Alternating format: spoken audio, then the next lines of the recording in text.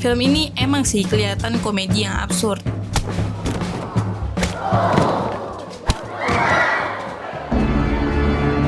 Hotel pink yang besar, terus banyak karakter-karakter yang lari ke sana kemari.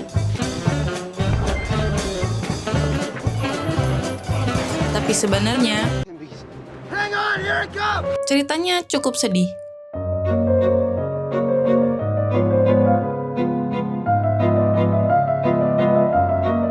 Grand Budapest Hotel yang dulu cukup megah, sekarang kehilangan warnanya. Ini Zero Mustafa, seorang pria tua yang secara misteri pengen ngebeli hotel ini. Anehnya dia malah tidur di kamar karyawan yang sekecil ini.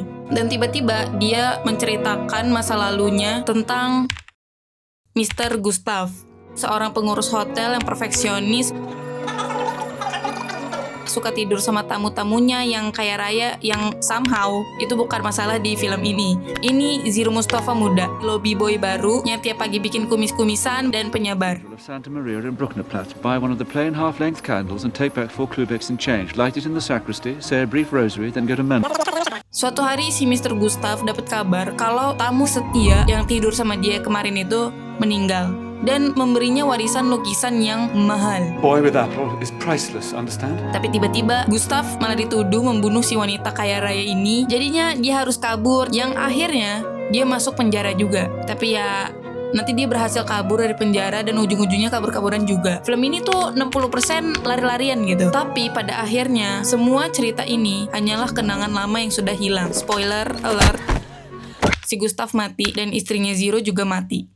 Dan masa kejayaan hotelnya pun hilang. What happened in the end? Di balik adegan-adegan komedi yang penuh warna, film ini sebenarnya bukan cuma komedi absurd yang estetik. Jadi, apa sebenarnya makna dari cerita film ini?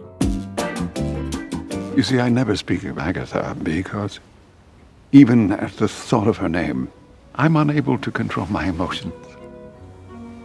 Ini cerita tentang kehilangan dan tentang kenangan yang manis tapi juga pahit. Jadi, meskipun lu lihat di layar orang lari-larian sambil tembak pakai pistol mini, sebenarnya kita lagi nonton kisah duka yang dibungkus kayak Tom and Jerry tapi warna-warni dan estetik. Sekarang kita omongin kenapa hotel ini mirip kue tart raksasa. Di saat hotel ini ada di masa kejayaannya, desainnya penuh dengan warna pink, warna-warna pastel yang cerah, seakan-akan bilang ini masa yang indah, penuh kehangatan. Tapi di timeline masa kini, warnanya jadi kusam, coklat, dia kehilangan warnanya. Jadi ini sangat kontras dengan masa lalunya si hotel ini. Adegan kejar-kejaran yang di salju sama di kereta gantung itu juga menurut gue itu keren banget dengan nyajiin montase-montasenya kayak gitu. Kayak nonton Looney Tunes tapi versi art house, yang dimana adegan-adegan ini mewakili vibe filmnya secara keseluruhan. Are you Monsieur Gustave of the Grand Budapest Hotel in Nebelspad? Put these on and sing.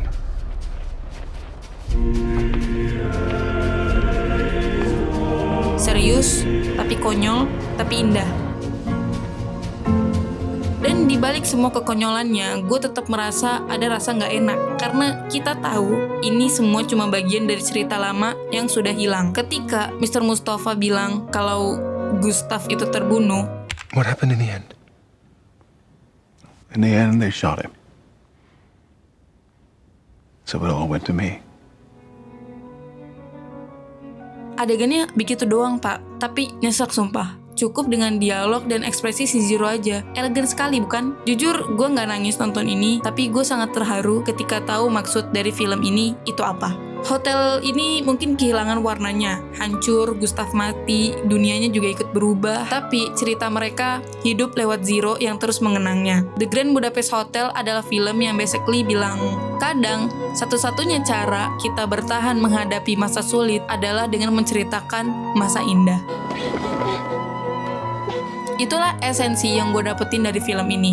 Menceritakan. Cerita dapat menghidupkan sesuatu yang sudah lama hilang. Mungkin itu alasan kenapa film ini dibuka dengan seorang penulis yang sedang bercerita tentang dirinya yang dulu mendengar cerita dari si Mr. Zero ini.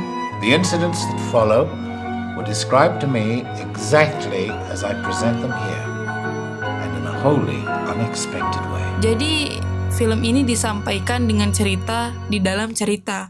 Damn! Kalau kalian suka konten yang bahas film-film kayak gini, jangan lupa buat subscribe supaya nggak ketinggalan konten selanjutnya. Mantap!